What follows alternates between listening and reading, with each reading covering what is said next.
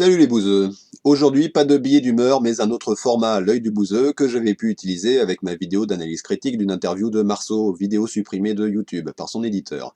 Nous allons nous pencher sur des propos tenus par Fred, le joueur du grenier, où celui-ci justifie son humour considéré comme oppressif par des militants, c'est-à-dire qu'il véhiculerait une oppression comme le racisme, sexisme, homophobie, etc. Tout d'abord, personnellement, je ne pense pas que les blagues du joueur du grenier soient très graves en elles-mêmes, bien que critiquables, mais ce qui me dérange, ce sont ces justifications, des justifications qui, elles, nourrissent une mentalité qui a de plus lourdes conséquences que 2-3 vannes borderline ou des abus de langage. Comme nous le verrons, ce que fait le joueur du grenier, c'est de légitimer les comportements de personnes qui sont bien plus dangereuses que lui, qui peuvent faire bien plus de dégâts que lui, et donc avec sa complicité naïve mais active. En effet, le joueur du grenier est régulièrement applaudi dans sa lutte contre les social justice warriors par des personnes clairement d'extrême droite, comme le lapin taquin, ce nationaliste qui considère que les musulmans ne font pas partie du peuple français, ou le raptor dissident, cet autre youtubeur tellement à droite que pour lui Marine Le Pen est de gauche. Quand on est soutenu par ces gens-là, faut se poser les questions. De plus, je précise aussi que j'ai décidé de ne pas être virulent, de ne pas être incisif envers Fred comme j'ai pu l'être envers Marceau, déjà parce que ce serait contre-productif, ce serait me faire passer pour quelqu'un qui veut régler des comptes, se défouler, qui veut détruire sa cible, alors que j'ai envie de faire passer des arguments. De plus, contrairement à Marceau, je ne pense pas que Fred mérite que je le démonte avec la causticité qu'on me connaît. En contrepartie, ça sera pas forcément très drôle. Bref, je vais me baser sur des extraits de 2 vidéos pour décortiquer ses arguments et y répondre. Ces vidéos datent de janvier-février 2018. C'est pas du neuf, mais j'aurais voulu répliquer au moment des faits, sauf qu'à l'époque, travaillant alors principalement à l'écrit, ce n'était pas pratique d'analyser une vidéo. Désormais, avec ma chaîne YouTube, je vais pouvoir me rattraper. On commence donc la première partie avec un extrait de la vidéo Annonce et FAQ du grenier, du 6 janvier 2018 et publié sur la chaîne Bazar du grenier. Cet extrait démarre à 13 minutes 25, où Fred répond à une question portant sur une blague homophobe. Dis-moi JDG, pourquoi forcément verser dans des blagues homophobes aussi simples que dans ta dernière vidéo, tu es pourtant capable de bien mieux? J'ai vu ta question, je vais y répondre, même si c'est une question extrêmement sérieuse, parce que tout simplement déjà, que ce soit les blacks, les arabes, les gros, les roux, les asiates, les blancs, les riches, les pauvres, les communistes, les racistes, enfin bref. Tous ces gens-là ne sont pas une espèce de termitière avec une pensée unique dont le cerveau se situerait sur Twitter. Vous voyez ce que je veux dire? Tous ces gens-là sont constitués d'individualités et de gens, tous différents, dont certains ont de l'humour, dont certains en ont moins, dont certains adorent rigoler de leur propre situation, dont certains sont beaucoup plus carrés et n'aiment pas rigoler, et il faut pas en rigoler. Mais voilà, donc il n'y a pas de... C'est pas un espèce de groupe unique où on pourrait dire ah ben ces gens-là, là, dans cette case, ils pensent tous comme ça. Non. Ils ont tous certains ont de l'humour, certains en ont moins, c'est comme ça. Certains sont prêts à rigoler, certains non. On remarquera tout d'abord que Fred ne remet pas en question l'affirmation comme quoi la blague serait homophobe. Je ne sais pas quelle est la blague et je m'en fous, ce qui m'importe c'est sa réaction. Réaction où il reconnaît implicitement le caractère homophobe de la blague. Mais tout d'abord la justifie par l'humour, et ensuite que le problème ce sont les réactions des gens et pas la blague elle-même. Plus précisément, il se justifie en disant qu'il y a des gens, concernés donc, qui trouveront que c'est drôle, d'autres que ça ne l'est pas. Ce qui est vrai. Et alors, il en déduit qu'il prendra en compte que les gens qui trouvent ça drôle. L'important, ce sont donc les gens qui sont d'accord avec lui, et ce, peu importe pourquoi ils sont d'accord, peu importe pourquoi d'autres ne sont pas d'accord. Bref, Fred ne compte écouter que les gens qui sont du même avis que lui, et ceux qui ne sont pas du même avis, ce n'est pas parce qu'ils ont des arguments rationnels, mais parce qu'ils manquent d'humour, donc qu'ils sont coincés, qu'ils ont un balai dans le cul. Fred peut formuler ça avec autant d'amabilité qu'il le veut, tout ce qu'il nous dit, c'est que si t'es pas d'accord avec lui, il s'en branle, et le problème vient de toi. Il y a une règle sur internet, c'est que il y aura toujours quelqu'un pour s'offusquer de quelque chose. Toujours, n'importe quel sujet, tout ce que tu veux, mais il y aura toujours quelqu'un pour s'offusquer de quelque chose. Parce que c'est comme ça, parce que c'est un sport sur internet. Désormais, Fred nous explique ceci. Étant donné qu'on trouvera toujours quelqu'un pour s'offusquer de quelque chose, là encore sans tenir compte du pourquoi, des arguments, il part du principe que de toute façon, autant ne pas se restreindre. Le problème, c'est qu'on peut tenir la logique inverse. Il y aura toujours quelqu'un pour trouver un truc drôle. Vous pourrez faire la pire blague du monde qui justifie un génocide ou la pédophilie, vous aurez toujours quelqu'un qui trouve ça drôle. Il y a des gens qui justifient l'envoi en masse de menaces de viol parce que c'est rigolo, parce que c'est un sport sur internet de repousser toujours plus loin les limites de l'immoralité. Pour autant, est-ce que ce constat, qui est tout aussi vrai que celui de Fred, permet de justifier quoi que ce soit? Est-ce que si je dis « il y aura toujours quelqu'un pour trouver n'importe quoi drôle », ça me permet de ne pas tenir compte des gens qui trouvent quelque chose drôle? Non. Pourtant, Fred applique cette logique absurde de manière inversée. Comme il y aura toujours quelqu'un pour trouver n'importe quoi pas drôle, alors je ne vais pas tenir compte des gens qui trouvent quelque chose pas drôle. Ce qu'il nous dit n'a donc aucun sens, il ne fait que confirmer ses croyances sans la moindre démonstration rationnelle. Voilà. Donc, à partir de là, je ne fais pas d'exception, parce que à partir du moment où je ferai une exception en se disant « Ah bah ça non quand même », je vois pas pourquoi je ferais pas une exception pour un autre, puis un autre, puis un autre, puis un autre, puis un autre, et t'en finis plus. Et t'en finis plus, à partir du moment où tu fais une seule exception, tu dois faire une exception, il n'y a pas de raison que si tu omets quelqu'un, si tu enlèves quelqu'un de ton champ de blague, bah tu dois enlever tous les autres aussi. Et moi ça me va pas. Donc voilà, moi je pars de ce constat, vous avez parfaitement le droit de ne pas être d'accord avec moi, il n'y a aucun souci. Simplement, moi je pars de ce constat-là, donc je veux me garder tout le champ de blagues possible, libre, peu importe les conséquences, voilà, c'est comme ça. Tout ce que je dis, c'est une blague est drôle tant qu'elle est drôle, voilà. Faut faire attention juste entre la blague. Et ça nous est arrivé, moi, ça nous est arrivé hein, à l'écriture, des fois, de mettre une blague et de la supprimer au montage parce qu'on se dit « Ouais, non, c'est pas drôle, c'est juste méchant. » Voilà. Donc, tant qu'une blague est drôle, elle est valide. Ici, on a un discours qui est quand même très bancal. Il commence par nous dire que s'il s'empêche de rire d'un truc, il pourra plus rire de rien, puis après il nous dit qu'il s'est déjà empêché de rire d'un truc. Pourtant, ça l'a pas empêché de rire de tout. Hein. Sa justification, c'est de dire qu'il fait la différence entre ce qui est drôle et ce qui est méchant. Mais comment il fait cette différence ?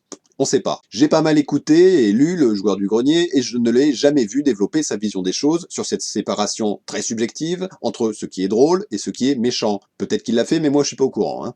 Bref, en tout cas, il nous dit que c'est drôle tant que c'est pas méchant. Seulement voilà, c'est pas très clair, c'est subjectif, comme je le disais tout à l'heure, même le truc le plus méchant du monde, il y aura toujours quelqu'un pour trouver ça drôle. Alors comment savoir quand c'est drôle et quand c'est méchant? On va pas faire du relativisme à la con, de toute façon, chacun sa vérité, hein, tu vois. Non, il y a bien un moment où on peut poser des critères objectifs pour faire la distinction entre ce qui est drôle, mais pas méchant, et ce qui est méchant. Chez les militants antiracistes, féministes, LGBT, mais aussi bien sûr chez les sociologues, il y a eu beaucoup de réflexions et d'études à ce sujet, étant donné que l'humour est un outil social très puissant, qui peut aussi bien être subversif que maintenir l'ordre établi. Dans ces milieux, plutôt que d'utiliser le terme enfantin méchant, on préfère le terme oppressif, c'est-à-dire quelque chose qui véhicule une oppression sans pour autant la remettre en question. C'est précis, c'est clair, c'est objectif.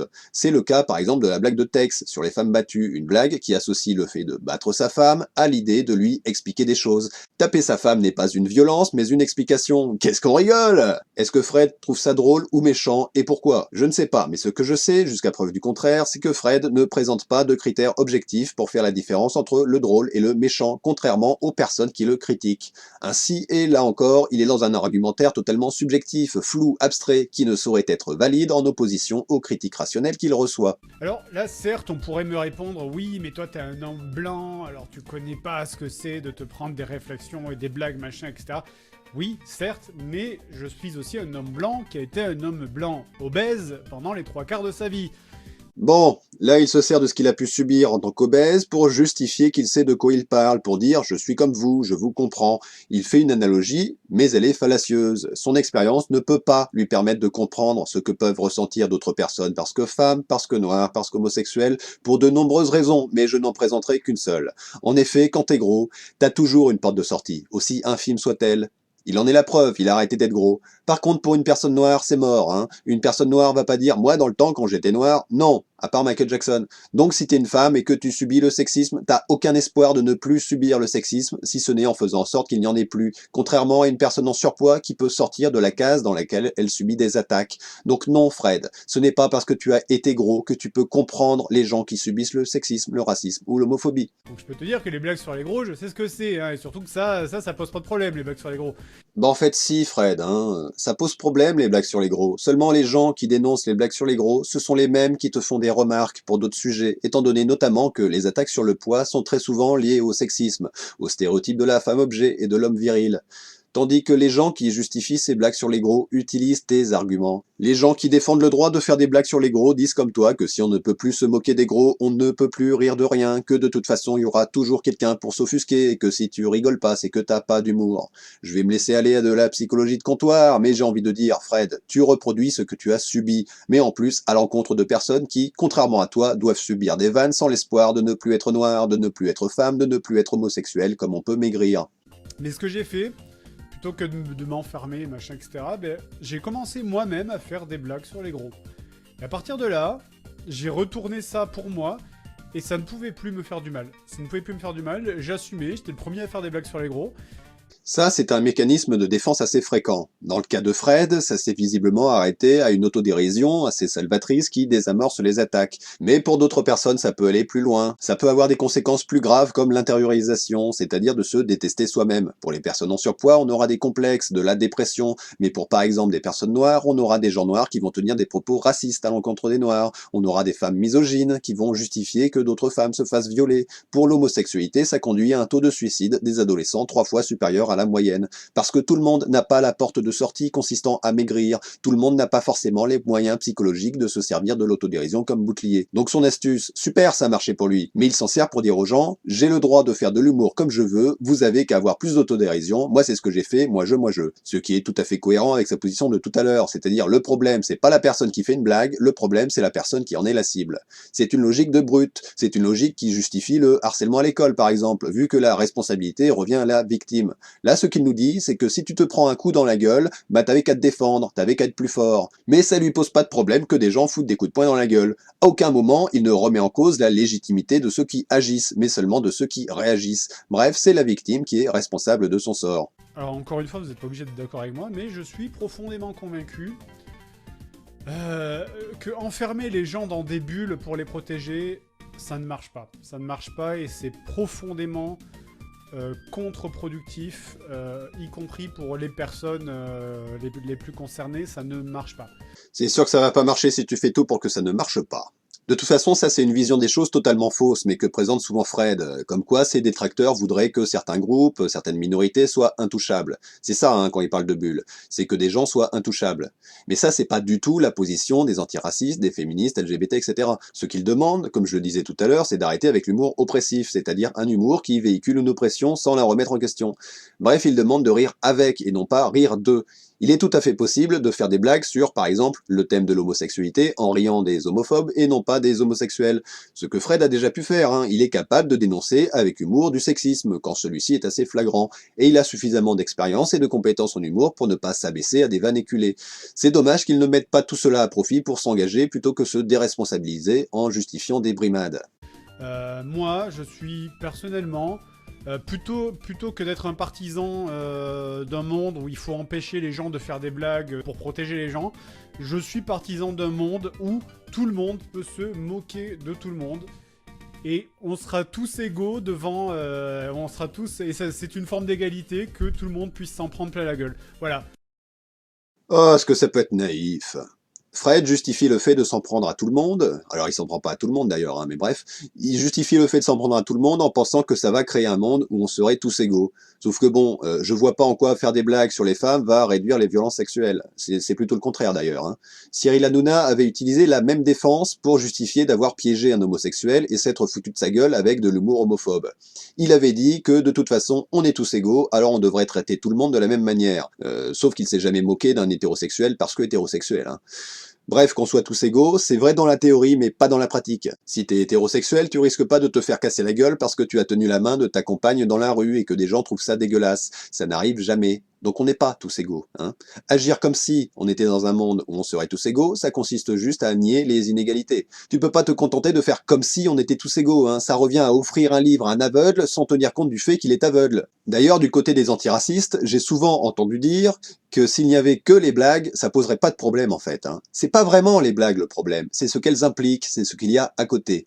Je vais donner un exemple très simple avec les blagues sur les Portugais ou les Bretons. On en voit, on en entend régulièrement. Pourtant, il n'y a pas d'association situation de Portugais ou de Bretons qui se plaignent de ces blagues. C'est pas parce qu'ils ont plus d'humour que les autres, hein. C'est juste parce qu'ils peuvent se permettre d'en avoir rien à foutre, étant donné que ces blagues n'ont aucune conséquence. Personne n'est agressé parce que Portugais, personne n'est tué parce que Breton. Alors qu'une blague qui va légitimer le viol ou réduire sa gravité, ça va participer à rendre les violences faites aux femmes plus acceptables. Ainsi, Fred justifie sa façon de faire en se plaçant dans un monde imaginaire qui n'existe pas. Il est dans la négation de la réalité, dans la négation des inégalités. Nous passons désormais à la deuxième partie de cette analyse critique avec l'interview de Fred réalisée par le youtubeur Absol, avec autant de complaisance qu'on croirait Delahousse qui interviewe Macron. Mais je me permets de reposer cette question, parce que j'ai bien aimé la réponse. Cette interview fut publiée sur la chaîne d'Absol le 25 février 2018. Même si d'autres parties méritent mon intérêt, je vais me concentrer sur notre sujet, l'humour, et donc la partie 9 de l'interview à partir de 1h03. Peut-on rire de tout sur YouTube dans une société de plus en plus crispée ? Ça commence donc très fort avec une question orientée. En effet, le terme crispé, la crispation, possède une forte connotation négative. La crispation, ce n'est pas légitime, ce n'est pas justifiable. La crispation, c'est avoir un balai dans le cul. Rien qu'à la formulation, on sait ce que pense l'auteur du propos. Ce n'est même pas une question, mais une affirmation avec un point d'interrogation au bout. Absol aurait pu demander « Peut-on rire de tout dans une société où les féministes passent leur temps à nous casser les couilles ?» que ça aurait eu le même sens. Le truc, c'est que si jamais tu prends comme valeur étalon l'humour le plus bas du monde en te disant « Je ne ferai rien qui ne peut choquer la personne la plus choquable du monde ouais. », à ce moment-là, t'arrêtes tout. Donc là, forcément, on retrouve le même argument moisi que tout à l'heure, qui consiste à ne pas tenir compte des critiques sur le prétexte que des critiques on en trouvera toujours, mais il va poursuivre son développement sur autre chose d'intéressant. Parce que on peut dire oui, il y aura mais toujours quelqu'un. Ouais, il y aura toujours quelqu'un sur n'importe quel sujet. Il y aura toujours quelqu'un qui va prendre, surtout sur Internet. Surtout sur Internet où c'est un sport. Où tout le monde est anonyme. Le truc, c'est que sur Internet, en fait, c'est un sport de s'offusquer. Oui, il se jette sur la moindre occasion, le moindre petit mot qui peut être pris de travers. C'est encore plus particulier sur Twitter, en fait. Ah oui. un vrai champ de bataille. Oui, c'est un champ de bataille. Pourquoi ? Parce que se plaindre est devenu le seul moyen d'exister pour beaucoup de gens, en fait. Ouais, clairement, ouais. Et si jamais ces gens-là arrêtent de se plaindre, ils arrêtent d'exister. Ouais. Et donc, c'est ce qui fait leur personnalité. C'est ce qui fait que... Se plaindre serait un sport sur Internet, mais surtout les gens qui se plaignent le feraient pour se sentir exister. On est totalement dans une position où il rend illégitime toute critique par un procès d'intention. Si tu te plains, ça ne peut pas être parce que tu as de bonnes raisons de te plaindre, c'est parce que tu as des troubles psychologiques. Ça c'est génial, hein, ça marche avec tout. Si quelqu'un n'aime pas ma vidéo, j'ai qu'à répondre que c'est parce qu'il est frustré que je m'en sois pris à son idole. Étant donné que c'est une attaque personnelle, plus précisément un procès d'intention, ça permet de ne pas tenir compte des arguments du discours de la personne, mais de réduire le problème à sa personne, et évidemment sans la moindre démonstration. C'est un jugement à l'emporte-pièce, un argument purement rhétorique qui n'a absolument aucune valeur, aucun fondement, mais c'est censé être pertinent. Il est plus confortable de considérer ses détracteurs comme étant des gens malades, plutôt que d'avoir à se remettre en question. Que du coup, ils vont sauter sur le moindre combat, quand bien même ça ne les intéresse, enfin quand bien même ils sont pas du tout concernés, les premiers concernés. Ça veut dire quoi ? Que si t'es un homme, t'as pas à dénoncer le sexisme ? Non, c'est bien. Bon, je vais pas développer, hein, on passe à la suite. Après, ce que tu disais aussi, c'est que justement, si tu dis non à on fait pas de blagues sur les handicapés, dans ce cas-là, tu dis non à tout. Parce que oui. Pourquoi est-ce qu'on ferait pas de blagues sur... dans ce cas-là, on n'a pas le droit de faire de blagues sur les gros. Je veux dire, pourquoi... T'es le premier à en faire, tu disais... dans ce cas-là, on fait pas de blagues sur les roux, sur les blondes. Dans ce cas-là, on va arrêter de faire des blagues sur les gens aux cheveux courts, quoi, tu vois, aussi. Parce que moi, je vais m'offusquer parce que j'ai les cheveux courts. Alors là, il part complètement en vrac, partant de son analogie fallacieuse des blagues sur les gros, il en vient à parler de blagues sur les cheveux courts, blagues qui n'existent pas, mais bon, c'est pour tourner en ridicule le sujet, un appel au ridicule, un sophisme. Et comme si ces blagues pourraient avoir la moindre incidence, comme si ça pouvait être comparable au sexisme, au racisme, des oppressions qui tuent des gens. Mais allons-y avec cet exemple. Si on était dans un monde où porter des cheveux courts impliquait le risque de se faire tabasser dans la rue, est-ce que tu défendrais le droit de se foutre de la gueule des gens à cheveux courts ? Après, je comprends, il y a des arguments qui sont intéressants de l'autre côté. C'est pour ça, moi, j'adore avoir des débats avec des gens qui sont pas d'accord avec moi. Je trouve que les débats sont toujours plus intéressants quand la personne en face n'est pas d'accord avec toi. Autant j'ai envie de le croire sincère, et je pense qu'il est sincère, autant son discours n'est juste pas compatible avec ses positions. On vient de voir que pour lui, si tu te plains, ou en tout cas si beaucoup de gens se plaignent, c'est pour se sentir exister. Il nous disait également qu'il y aura toujours quelqu'un pour se sentir offusqué. Ces deux positions-là consistent à dire, de toute façon, je m'en fous de ton avis, il n'est pas légitime, je n'en tiendrai pas compte. Si tu pars du principe que l'opinion de ton interlocuteur ne peut pas être légitime, c'est que tu refuses de l'écouter. Alors il trouve les débats contradictoires intéressants, mais intéressants pourquoi? En tout cas, c'est pas pour se remettre en question. Ce que j'avais aimé justement, c'est qu'à un moment, je sais plus si c'était dans la dernière FAQ, où tu disais que toi, t'avais été le premier, par exemple, à faire des blagues sur toi-même, sur ton physique. En fait, et que c'est comme ça que justement t'as surpassé ça. Exactement. Comme je te disais dans la question d'avant, j'ai été complexé pendant très longtemps par mon poids. Une anecdote, par exemple, j'ai fait sécher, j'ai demandé à un médecin de me faire une sèche pour le cours de piscine parce que j'avais honte de me montrer en maillot quand j'étais au collège. Et en fait, au bout d'un moment, j'en ai eu marre. Je me dis, j'en ai eu marre d'être une victime tout le temps, d'être là, tu sais, à porter des t-shirts et des pantalons amples, machin, etc. Donc, quand quelqu'un me faisait une blague de gros, ben je surenchérissais derrière. Ouais. Et à ce moment-là, tu lui coupes l'herbe sous le pied parce que tu vois, si le but du gars en face est d'être méchant, le fait que tu surenchérisses en mettant une autre couche derrière, tu veux derrière il peut plus parce que sinon il a l'air con. C'est la meilleure défense. Ouais, ça se répète un peu évidemment, hein, mais ça veut me permettre d'approfondir. Ce qu'il dit c'est très vrai. C'est vrai que l'autodérision est une excellente défense dans cette situation bien précise. Quand t'as un mec en face de toi qui a pour but d'être verbalement méchant, l'autodérision permet de désamorcer l'agression.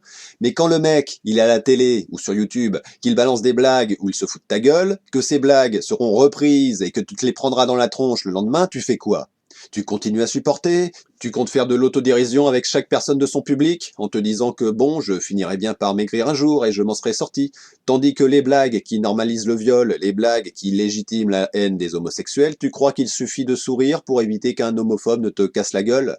Là, on est dans une position autocentrée, sans vision d'ensemble, avec juste le gentil qui fait face à un méchant qui veut juste se moquer, et rien autour, pas de société, pas de violence, pas de culture qui normalise des comportements oppressifs. Car je le répète, les blagues ne sont pas que des blagues, elles véhiculent des idées, et ces idées peuvent normaliser des passages à l'acte, ou encore participer, par exemple, à de la haine de soi poussant au suicide des adolescents. Et pour tout cela, malgré ses qualités, l'autodérision ne suffit pas, c'est naïf. Même si c'est chiant, mais évidemment il y a des limites, il y a la limite entre l'humour et le harcèlement au bout d'un moment. Si quelqu'un te fait la même vanne 8 fois de suite, au bout d'un moment t'as le droit de lui dire bon tu vas fermer ta gueule, c'est voilà, ça c'est du harcèlement, faire la différence. Tout comme tout à l'heure, Fred faisait la différence entre le méchant et le drôle, de manière totalement subjective, désormais il fait la différence entre le harcèlement et le drôle, que ce n'est plus drôle quand on abuse. Sauf que bon, on peut se demander si justement que ce soit toujours les mêmes cibles de l'humour, ça n'est pas un peu du harcèlement. Fred défend le droit de se moquer de tout le monde, mais dans les faits, tout le monde n'est pas logé à la même enseigne. Il suffit de demander à n'importe qui « fais-moi 2 blagues sur les blancs », la plupart des gens n'en auront aucune à l'esprit. Par contre, fais-moi 2 blagues sur les arabes, on en connaît tous depuis l'école primaire, des blagues que l'on connaît depuis toujours, qui visent toujours les mêmes, qui sont recyclées X fois, qu'on entend 20 fois par an, et on continue pourtant à rigoler. Mais il ne perçoit pas ça comme du harcèlement, car il n'a pas une vision d'ensemble, mais une vision autocentrée, comme on peut le voir avec ses arguments systématiquement à base de « moi je » et mon vécu à moi, moi. Puis une petite phrase. Dans Harry Potter, on se moque de nous-mêmes en disant qu'il n'y a aucune différence entre nous et la VGN. Il est quand même pas en train de comparer l'autodérision sur la ressemblance entre deux contenus et l'autodérision sur une oppression. Non, il ferait quand même pas ça. C'est complètement illusoire de faire croire aux gens que le monde peut changer. C'est on peut dire oui, c'est une excuse, du coup personne ne fait rien et en gros tout le monde reste des connards. Mais non, on peut évoluer, on peut faire des variations, on peut tweaker un petit peu les variantes, etc. Mais faire croire aux gens, ne vous inquiétez pas, même si vous avez un nez à la place de l'oreille, personne ne se moquera jamais de vous parce que le monde va changer pour vous. Non. Les mentalités changeront pas dans tous les cas. Jamais ça changera. Il y aura toujours, même dans 20 ans, il y aura toujours des blagues sur les noirs, il y aura toujours des blagues sur les blondes, il y aura toujours... Oh, ce discours de perdant! C'est sûr que si on se dit qu'on va pas y arriver, on risque pas d'y arriver. Le mec, il part perdant, que de toute façon, on n'y arrivera pas, alors autant s'y faire. Sauf que bon, déjà c'est un discours de perdant, hein, mais en plus, il reconnaît qu'on peut faire des petits changements. Bah ces petits changements, ils sont initiés par qui? Sûrement pas par les gens qui laissent tomber sans combattre. Là, on est dans un discours purement conservateur et même fataliste. Ce qu'il veut dire, c'est quoi? C'est la nature humaine, c'est l'ordre naturel des choses. De toute façon, se moquer de la différence, c'est humain, alors faut faire avec. Bon, on va pas changer les choses avec ça, hein. Et puis comme il a fait une analogie avec le nez à la place de l'oreille, moi aussi je vais me permettre quelques petites analogies. Parce que de toute façon, de la violence contre la police, il y en aura toujours. Il y en a toujours eu, il y en aura toujours. Il est complètement illusoire de dire aux policiers, écoutez, les gens vont arrêter de vous jeter des pavés, le monde va changer pour vous. Non, les mentalités ne changeront pas. Alors autant que la police s'habitue à se prendre des pavés dans la gueule. Et puis des meurtres, il y en aura toujours. On ne peut pas dire aux gens qu'on va empêcher des types de les tuer. Il y aura toujours des meurtriers. On peut rien y faire. On va pas changer les mentalités. Si un type veut vous tuer pour vous manger le cœur, bah vous avez qu'à faire de l'autodérision. Mais justement, il y aura aussi toujours des personnes qui te diront que, au fur et à mesure de faire toujours des blagues, par exemple sur les femmes, Ouais. ça avantage le fait qu'il y ait des machos ou des choses comme ça. Parce que parfois, tu sais ce qu'on dit, dans les blagues, il y a toujours un petit pourcentage de vrai ou des choses Oui, comme bien ça. sûr. Bien sûr, je comprends. En gros, ça généralise certains aspects. Ah, enfin, un propos intelligent, ça change. Mais évidemment, c'est pas de lui. Ouais, je fatigue un peu, alors je deviens méchant. On remarquera que c'est la seule fois où un argument de la partie adverse est sérieusement pris en compte. Alors, il est pas très bien formulé, hein. On voit que Absol n'a pas forcément tout bien compris, mais bon, c'est déjà ça. On va voir ce que Freddy répond. Mais disons que je pense que cacher quelque chose sous le tapis ne le fait pas disparaître, en fait. Tu vois ce que je veux dire? C'est pas parce que c'est pas parce que tu mets la blague sous le tapis en faisant bah, c'est genre que ça existe pas que ça va disparaître. Je prends l'exemple. Je prends un exemple que j'avais, c'était dans une discussion que j'avais eue avec quelqu'un sur internet il y a pas très longtemps, où c'est genre il y avait où on prenait l'exemple de genre t'as une foule de personnes, elles sont toutes blanches et au milieu t'as un noir et que genre si tu veux pointer de la personne, genre t'as des blonds, des bruns, des grands, des petits machins etc. Et si tu veux pointer signaler à une personne à côté de toi, la personne noire, tu vas faire hey, t'as vu le black là-bas? Logique. Pour moi, c'est logique. Je veux dire, on avait ce débat avec cette personne qui disait ouais, mais de dire t'as vu le noir là-bas, c'est raciste parce que tu le ramènes à sa couleur de peau. Bah oui, mais non, tu le ramènes pas à sa couleur de peau. Tu le ramènes au fait que c'est le seul noir au milieu de 10 blancs. Donc c'est évidemment le meilleur moyen de l'identifier. Tu vas l'identifier par le moyen le plus évident. Mais ça n'a rien à voir. Ouais, ok, un noir, il est noir. Ok, super, bravo Sherlock. Mais en quoi ça justifie de faire des blagues sur les noirs? C'est quoi le rapport en fait? Il y a juste aucun rapport. On lui dit faire des blagues sur des minorités sociales, ça participe à les rejeter socialement, à les confirmer dans leur statut de minorité, et lui il répond ouais mais un noir, il est noir hein. C'est quoi le rapport putain? En quoi c'est un contre-argument? Le sujet, que ce soit bien clair, ce n'est pas de faire semblant que les noirs ne sont pas noirs. Le sujet, c'est pas la façon d'identifier les gens.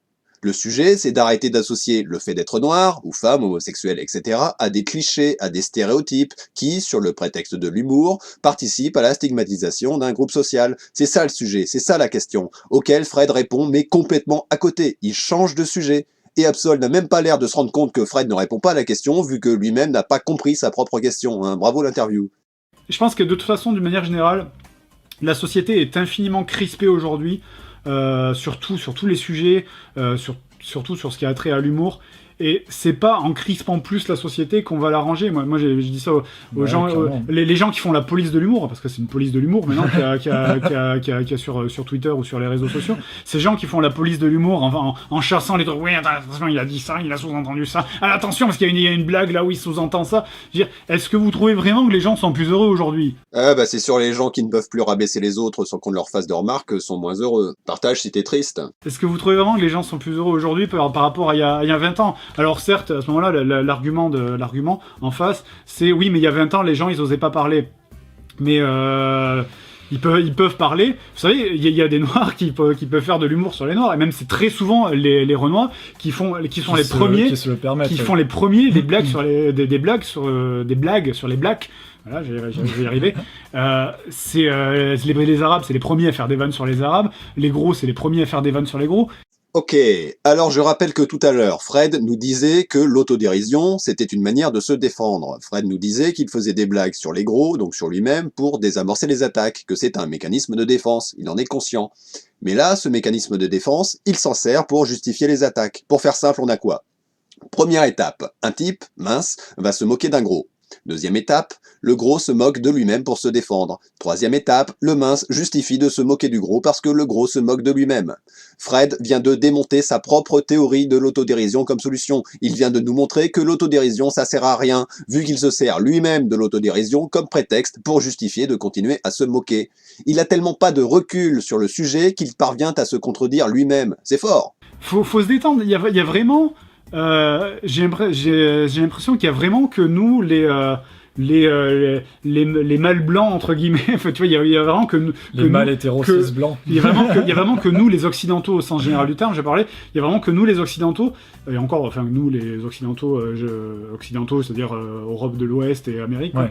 il y a vraiment que nous qui avons l'air de complexer de l'infini et de se faire un espèce de sentiment d'autoflagellation permanente, j'ai l'impression, Ouais, où comme si on genre, était coupable de tout. comme si on était coupable de tout. Oh mon dieu, la colonisation, oh mon dieu, le malheur de tout, le malheur de tout. le poids du monde est sur nous, on porte tous les maux du monde. Ah bon, merde, moi je suis désolé, la colonisation, j'étais pas là, quoi.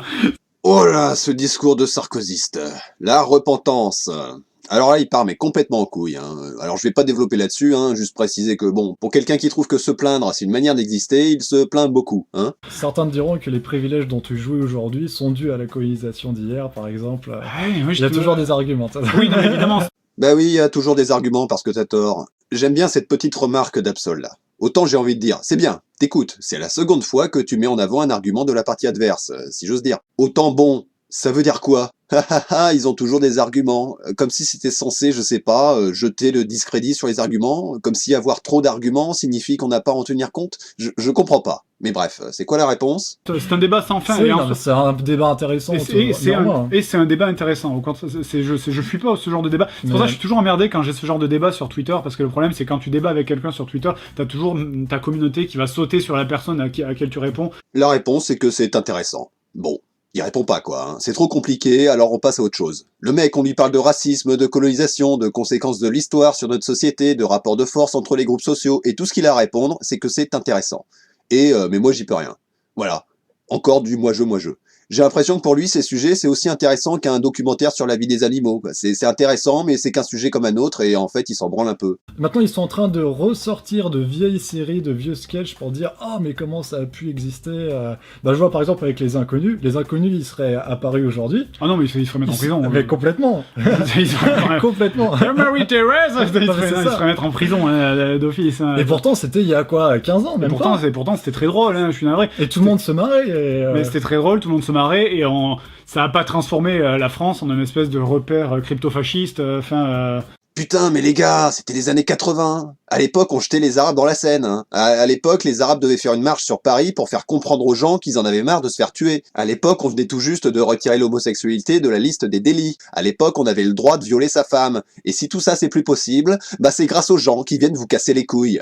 Ceci pour dire qu'à l'époque, si les gens toléraient certaines blagues, ils toléraient aussi certains comportements qu'on trouve aujourd'hui dégueulasses, parce que c'est lié. Bref, pour ça je vous renvoie à ma vidéo sur le « On peut plus rien dire » LBM 11. Le truc, c'est que je suis quand même conscient de est-ce que mes blagues sont drôles ou pas. Donc très souvent, des fois, ça nous est arrivé très souvent, des dizaines de fois, d'écrire une blague, de tourner la vanne, et moi au montage, je vois la vanne, et je fais... Non, c'est juste méchant en fait, tu vois. Tu vois, de voir la... Si la vanne est drôle, je la laisse. Ouais. Si en regardant la vanne, je me dis... Non, là c'est juste de l'agression gratuite sur une communauté qui a rien demandé, donc je vais la virer. Et donc, encore, si c'est méchant, c'est pas drôle. Mais comment tu fais la différence? Il est toujours dans un rapport totalement subjectif, sans critères, c'est juste un ressenti. Mais comme je le disais, les ressentis, on en fait ce qu'on veut. S'il va trouver méchant, pour quelqu'un d'autre, ça sera drôle, et inversement. Alors heureusement, Fred, il a plutôt un bon fond. Son but, c'est de faire rire et pas d'être cruel aux dépens des autres, mais il a quand même ce problème de ne pas être capable de conceptualiser des limites objectives. Ce qui fait qu'il reste flou, abstrait, et ce flou, ça permet de justifier d'autres comportements bien plus malsains. Il dit jamais à partir de quoi c'est méchant. Pour faire une analogie, c'est comme s'il donnait des leçons de cuisine en disant qu'il faut pas que le four soit trop chaud, mais jamais il vous dira à partir de quelle température c'est trop chaud. Pour conclure, tout au long de ses discours, Fred a beaucoup défendu l'autodérision, mais il manque énormément de recul jusqu'à se contredire lui-même, où d'un côté il dit que l'autodérision permet de désamorcer les vannes, et de l'autre côté il se sert de l'autodérision pour justifier de faire des vannes. De plus, l'autodérision, comme son nom l'indique, ça doit venir de soi. Si tu obliges quelqu'un à rire de lui-même, c'est comme si tu l'obligeais à se tuer. Mais obliger quelqu'un à se tuer, c'est pas un suicide, hein, c'est un meurtre. Ceci pour dire qu'un concept qui vient de soi-même, ça vient de soi-même. Point. Vous pouvez toujours défendre l'autodérision, mais si une personne voit un problème dans une de vos blagues et que votre seule réponse c'est l'autodérision, c'est que le problème vient de la blague. Globalement, Fred est dans une approche très centrée sur lui-même, très subjective. Il y a beaucoup de moi je. Tant que ça lui convient à lui, alors c'est aux autres de s'adapter. Et que s'ils ne s'adaptent pas, c'est de leur faute. C'est parce qu'ils ont des problèmes psychologiques et que de toute façon, il y aura toujours quelqu'un pour se plaindre. Alors bien sûr, Fred a beaucoup d'expérience et de compétences en humour. Il a pour moi tendance à vouloir se renouveler, à ne pas vouloir faire dans la facilité, à chercher le subtil et le personnel. Je le respecte pour cela. Pour autant, comme je le disais en intro, par un manque de recul, tous ces arguments peuvent permettre de défendre des positions bien plus malsaines que la sienne. En effet, il dit qu'il faut se défendre face aux attaques, ce qui est une bonne chose en soi, mais jamais il ne remet en question la légitimité des attaques, si ce n'est pour dire qu'il ne faut pas être méchant, ce qui est très flou. Il réduit les attaques sexistes, racistes, etc. au fait d'être juste méchant, comme si les problèmes de société pouvaient être définis avec des gentils et des méchants, ce qui est une grille de lecture d'un enfant de 8 ans. Mais surtout, son discours revient à dire que le problème avec le racisme, par exemple, ce n'est pas le racisme, mais ce sont les gens qui réagissent mal face au racisme parce qu'ils manquent d'autodérision. Pour finir, mon opinion personnelle, c'est que le travail de Fred, tout au long de ces années, bien qu'il le fasse très bien, ne l'encourage pas à se cultiver sur des sujets sociaux. Forcément, quand ton boulot, c'est de faire des vidéos humoristiques sur les jeux vidéo, ça va pas te pousser à t'interroger sur l'état de notre société et les rapports de force entre les groupes sociaux. Je veux pas être méprisant, hein, mais bon, Fred, il a la culture politique d'un type qui décrit le monde depuis son tabouret de PMU, sauf que là, le type du PMU, il a 3 millions d'abonnés à qui présenter son discours.